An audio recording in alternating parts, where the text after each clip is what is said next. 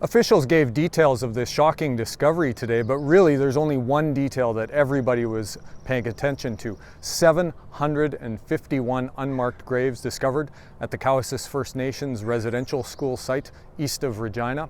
Chief Cadmus Delorme said the work will now turn to identifying those remains or those unmarked graves. He said it will be extremely painful and difficult, but the truth has to come out. The oral stories, as well as our strong Kokums and Mushums grandparents, help bury many, and so they have written records, oral stories. So we've been trying to capture those.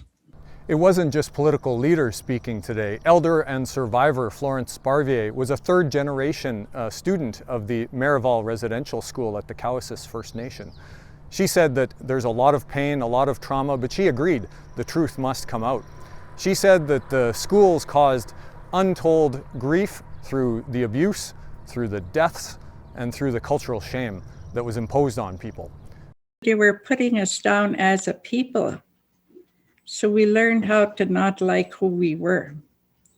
And that has gone on and on, and it's still going on. The case has drawn international attention with reporters and media and questions from Spain, the Netherlands, South America, and elsewhere. FSIN Chief Bobby Cameron was also at the news conference. He spoke in very harsh terms, using words like crimes against humanity. He's calling for healing, but he's also calling for justice. This was a crime against humanity, an assault on First Nation people. We are proud people. The only crime we ever committed as children was being born Indigenous. Again, at the Cowessess First Nation near Regina, there is a lot of pain and a lot of sadness, but there is resolve for justice. They say that the government and the churches need to do much, much more, particularly the Catholic Church. It's the only party to not pay the full amount promised in the residential schools settlement agreement from a few years ago.